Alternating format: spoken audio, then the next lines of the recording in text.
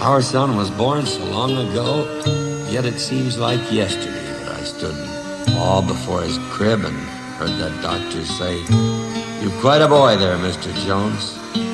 I could only answer with a nod, for in his very being there, I saw the miracle of God. Later, in his high chair, in a manner I deplore, I saw the miracle of God throw his oatmeal on the floor. Well, I fixed him something different, for I felt he must be fed, but when I turned around again, that bowl was on his head. A few more years rolled along, and he didn't spill things anymore, but his granddad sent a big bass drum, and once more I deplored the fact that my miracle of God had a lusty taste for noise.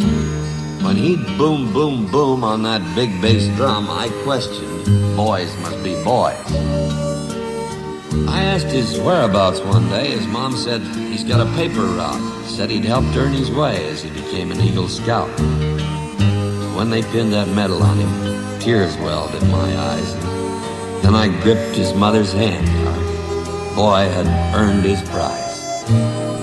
I won't forget that September day when he entered senior high. He had an air of great excitement, but he left home with a sigh. He came back that afternoon and gave us some puzzled looks. "Wow," he said, "this school is tough.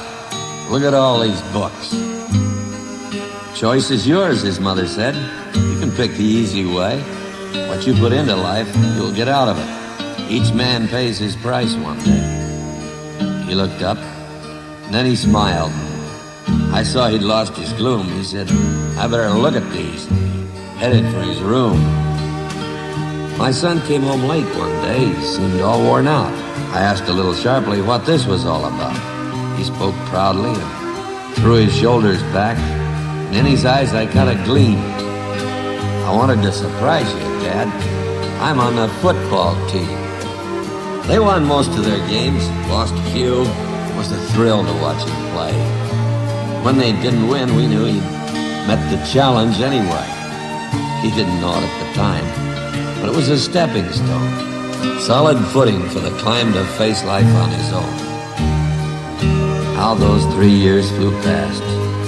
When graduation came, we saw our boy grown up at last. Our lives will never be the same.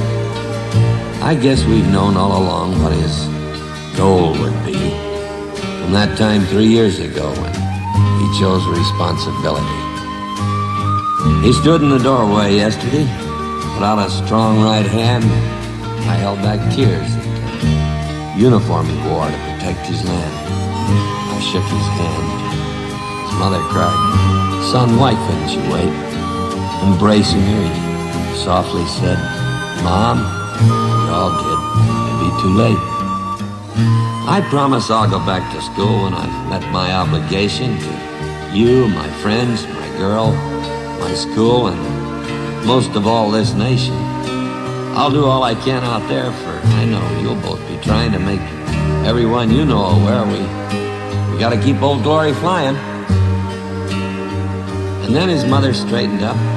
With a smile to hide a tear, she said, "We're both so proud of you. We'll feel lost without you here. Someday you'll know what this moment means when your boy shakes your hand, and you watch him as he walks away, the day he becomes a man."